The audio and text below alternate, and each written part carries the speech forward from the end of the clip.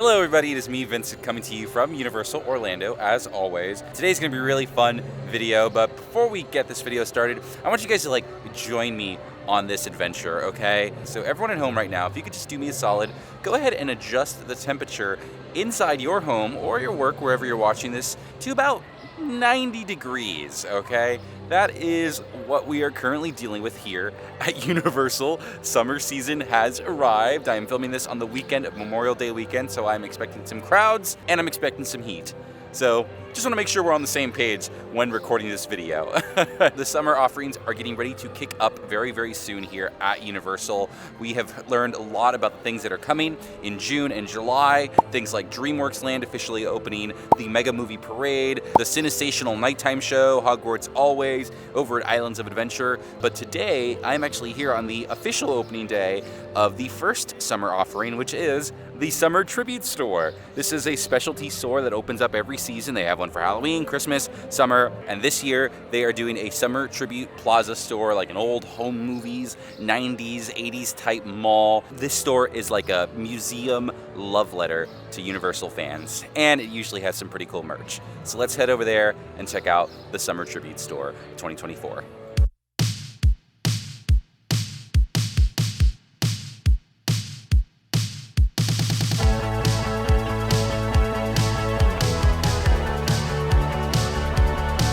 Okay, so I've spent about an hour inside the brand new Tribute Store, and I've got to say, out of all of the Tribute Stores recently, past couple of years, this is definitely up there. This is one of the best, if not the best. No, that Jurassic Park store is still too darn good. But this one is really great and definitely has the most amount of Universal love and references to the parks, Easter eggs all around. I know I didn't get all of them. Okay, I'm gonna give you guys some things to look out for when you come to the Tribute Store, which is gonna be open all summer. So this Tribute Store is split up into 3 different rooms, 3 different themes. The first room is a mega video, and this is meant to be like a 80s, 90s blockbuster style store. This is tons and tons of things to look at in here. I probably spent the most amount of time in this room. But one of the first things you should always do, by the way, whenever you come to a theme park, if there's like a themed bulletin board, go look at it, because there are gonna be tons of things to look at. Fun little Easter eggs and nods. There's references to Poseidon's Fury. There's references to a character called Labby the Cabbie, who is a cab character that used to go around the park. I don't know if he's still here or not. Cyberdyne Systems, the company from Terminator 2, has a reference on the bulletin board as well. And then there's a lot of reference to like those classic movies that are very popular, like Ghostbusters has a reference. There's a business card for Ray's Cult Books, which is a character from the Ghostbusters movies. There's a lost dog sign for Beethoven, the St. Bernard. References to the old rides like Earthquake and Jaws and Kong and stuff like that. But as soon as you go in, the first thing you're gonna see on your right hand side are these videotapes. There's tons of them, and this is this year's like special thing. Every Tribute Store usually has a way for fans to pay extra to be in the store in some manner, and this year you can pay to be on a VHS cover that'll appear in the first room, and it is very cool. It's very clever. It usually comes with a little extra gift. This year it comes with a pair of socks. They'll send the VHS back to you, to your home, wherever you are. They do end up being about $100 or so, sometimes more than $100. So I've kind of stayed away from doing those, but it's a really fun way to see yourself in the store. There are the fake movies with the guests on them, and then the store has tons of real movies all around. As you would imagine, a very, very good chunk of them are Universal films, Universal classics, things that have had some representation in the park, and even some kind of Easter egg type movies as well. There are some fake ones for what used to be a haunted house here called Slaughter Cinema, Cult of the Beast Baby, Amazon Warriors from Hell, which is funny because Slaughter Cinema 2 is going to be a house this year at Halloween Horror Nights, which we'll talk about in a little bit. A lot of fun Universal movies, a lot of classics. I was looking through all the different VHSs, and I was looking specifically for one movie. There was one movie that was filmed here at Universal before the park opened called Parenthood. It stars Keanu Reeves, Steve Martin, Rick Moranis, a whole bunch of people actually. They filmed that here in Orlando, here at Universal Studios as well, and it is represented in the comedy section of the store. That's a fun little blurb right there. This room leans heavily into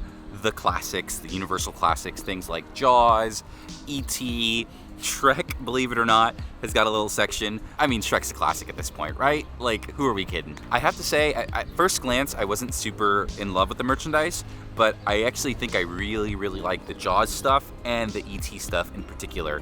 Very unique designs. I don't know if this is like exclusive to the park or like made for the park, but if it is, it looks great, and I love it. It's a really cool room, lots of love and detail has been put into it. One of my favorite kind of like Easter eggs is there's some beads that are blocking a section of the store, and if you can actually look inside and peek your head, pull the beads open, there are some fun little props in that room. There is a yellow barrel from the Jaws movies. There's a proton pack on display. These are props from the old Legacy store, and in the corner, in the left-hand corner, you have to kind of turn your head to see it, is what people are saying is the Blood Moon from the Blood Moon Dark Offerings Haunted House last year. It's a big moon, full moon, spooky, red. I mean, the whole room is red. It's very cool. I like it. Love this room. Seriously, I spent a lot of time in here. Lots of fun little Easter eggs, but the next room is very visually appealing. This is the Mega Castle Arcade. This is a big 80s arcade. It has that like neon fluorescent arcade floor. It's got a lot more merchandise in here as well. And it's actually got some arcade booths that look like working video games. I don't think they are. I don't think you can actually play them, but they're fun little references to the Tribute Store creatives and all the people who make the store. Fun to spend some time in there. I think one of my favorite references, of course, and this one's kind of pretty obvious, it's easy to find, but it is the reference to Dueling Dragons. We love Dueling Dragons here at Universal. You know, if you loved it that much, maybe you shouldn't have gotten rid of it, but whatever. There's a Dueling Dragons laser tag kind of showing that. There's a little Choose Thy Fate entrance to the laser tag room, and in here is where they have the brand new treats for this year's Tribute Store, and they're all movie themed: Jaws, E.T., Ghostbusters, Shrek, so on and so forth. They're all very cute, as always. I actually did end up getting one of them. This is the Jaws cake roll right over here. Oh, look at that. Yeah, look, it comes in a little boat. I'm trying to be very gentle with this because it's extremely top heavy. But look at that. It comes in a little boat and it says Jaws. Now, the only reason I got this particular treat was because I was watching a video about food from Universal Studios Japan for no particular reason, showed off a treat that looked exactly like this one, and I just thought it was too good to pass up. I mean, we should try this little fin right here, right? It's a blue white chocolate fin here. And then this is it here. Not bad. It's like a Swiss roll. Still pretty tasty. It's big and it's $7. So maybe split this with somebody if you're going in the Tribute Store looking for snacks. Really fun treats, really fun room. And then the last room, while there isn't too many like hidden Easter eggs and things like that, this is the most grand, the most epic. This is the Mega Theater, and you go in and up above are these like murals dedicated to Jaws, Ghostbusters, E.T., Back to the Future. The Universal fanfare is blaring in there. Ba, ba, ba, ba, ba. It's amazing. It truly is special and wonderful, and you can get a lot more merchandise in here. Nothing too unique. I did notice some things I had never really seen before, like this Back to the Future jean jacket, but a lot of it is stuff that's already being sold in the park. This is a really, really great tribute store. Lots of stuff to look at in the first rooms. The other two rooms are just kind of cool to go through, but still have some fun references. It always helps when the cool tribute store also has cool merchandise, gives people a reason to actually go in there and look around and buy the stuff that's in there. So, summer tribute store, awesome possum. Awesome possum. What is that? It's not anything I would say normally. It's cool, okay?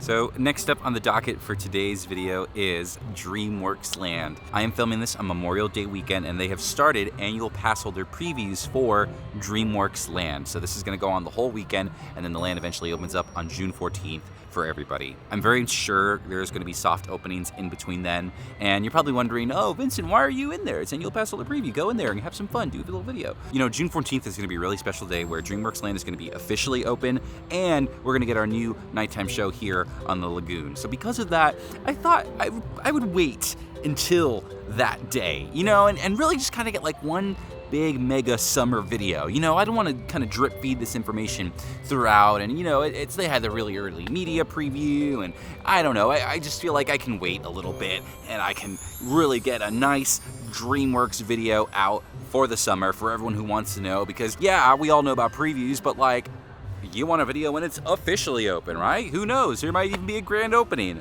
That is the only reason why I am waiting to do my DreamWorks Land video. But until then, it is fun to watch all of the people enjoying DreamWorks Land. I look forward to seeing some videos from people and hearing some reviews about it. You know, this is our newest thing here at the parks. Look forward to my DreamWorks Land video whenever that happens. Unrelated to DreamWorks, the ET Adventure sign is coming along nicely. It looks like they're gonna add a wait time over here. But check out the bathrooms right by ET.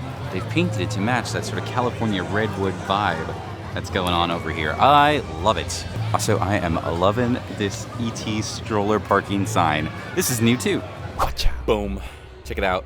New hat. Got it from the tribute store. I folded. I thought, I don't need to get anything. It's gonna be here forever. I wanted a new hat, and I don't have a hat with a little back like this, believe it or not. You know, I did a video last week and I mentioned briefly Halloween Horror Nights, and I said, you know what? They haven't really announced anything for Halloween Horror Nights. I bet it's coming soon. It did come soon, and we got not one, not two, but 6 of the haunted houses for this year's event announced. We got all of the original haunted houses coming to Horror Nights this year revealed to us almost like day by day. It was a very, very fun week. And I thought it'd be fun to go over all of them because now we know a lot of what to expect for this year's Halloween Horror Nights. We still don't know what the IPs are, the intellectual property haunted houses are going to be this year, but we've got some pretty interesting original ones, including the return of a fan favorite haunted house. It was actually the first announcement we had gotten.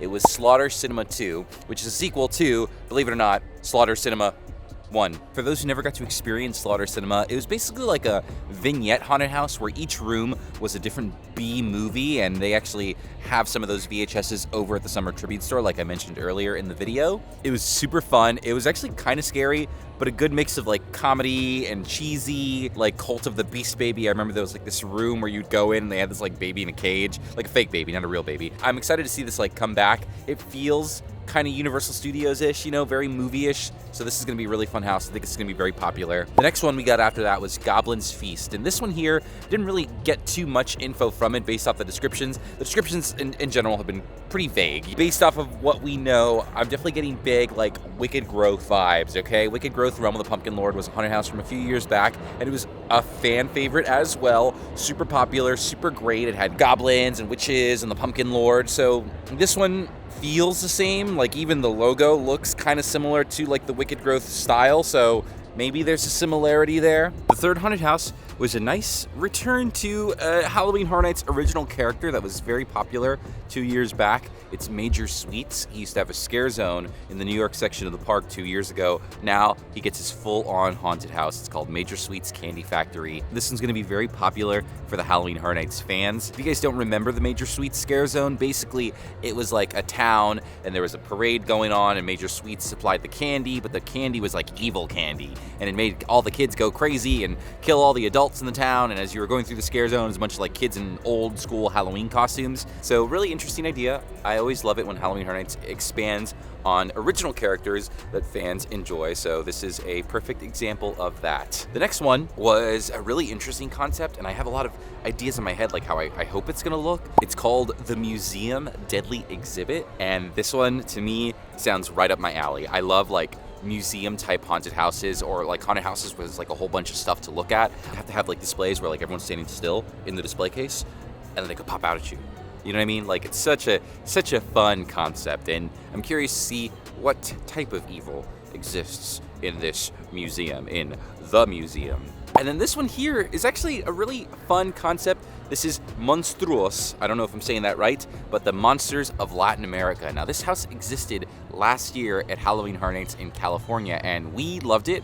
It was one of our favorite houses. It was also one of the scariest haunted houses. It went into the folklore of different creatures from Latin America, you know, like all the different types of boogeymen in like Central and Mexican lore. It seems like it's gonna be the exact same monsters from the California version, so it makes me wonder two different things. One, how much of a copycat is this house going to be? I don't think that much, because like that's just not Orlando style, you know what I mean? They don't really like copy and paste from like Hollywood especially. I wonder if there's gonna be more monsters, because to me, like, and correct me if I'm wrong, but like when I think of the California event, I think the idea of like Central America, Mexican monsters, like that kind of folklore, it makes sense. I'm kind of hoping that this haunted house has some more monsters, specifically monsters from like South America, Brazil. There's a lot of Brazilians who come to the park. That is a very, very big market here in Orlando. So I hope they find a way to like include like Brazilian boogeymen. You know what I mean? Like, I think that would work.